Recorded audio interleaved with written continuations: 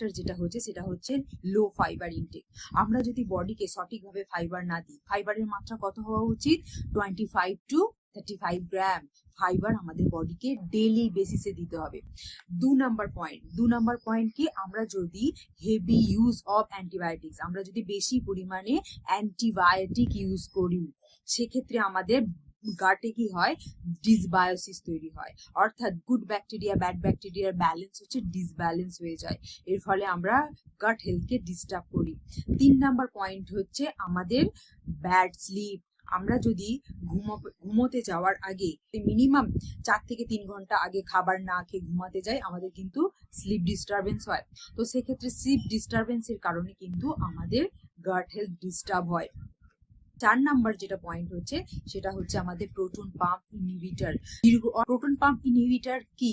এটা হচ্ছে গ্যাসের ওষুধ, যেটা আমরা দীর্ঘদিন যদি আমরা গ্যাসের ওষুধ খেতে থাকি তাহলে কি হবে? সেটা আমাদের গাটে ইনফ্লামেশন তৈরি করে, আমাদের ডাইজেস্টিভ সিস্টেমে কি হয়?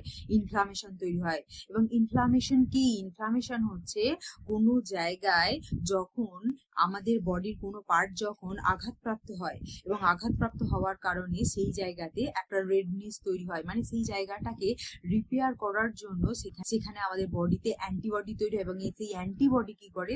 এই আঘাতটাকে কিন্তু সারানোর জন্য কন্টিনিউয়াস ওখানে কাজ চলতে থাকে, এবং ওই আঘাতটা সারে না, আমরা হচ্ছে তার উপরে আবার তাকে আঘাত দিই। এর ফলে কি হয়? ইনফ্লামেশন তৈরি হয়, এবং ইনফ্লামেশন কি করে? আমাদের গাট হেলথকে ডিস্টার্ব করে। 5 নাম্বার পয়েন্ট যেটা হচ্ছে খুব ইম্পর্টেন্ট, স্ট্রেস।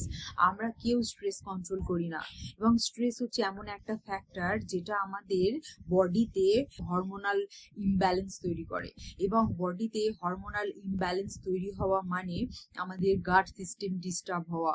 এই 5টা ফ্যাক্টরকে কি করতে হবে? আমাদের সবসময় মাথায় রাখতে হবে, এবং এগুলোর কারেকশনের মাধ্যমে কিন্তু আমরা হেলদি লাইফস্টাইল ফলো করতে পারবো। এবং আরো কিভাবে হেলদি লাইফস্টাইল ফলো করব জানতে হলে পেজটা ফলো করে নিন। Thank you.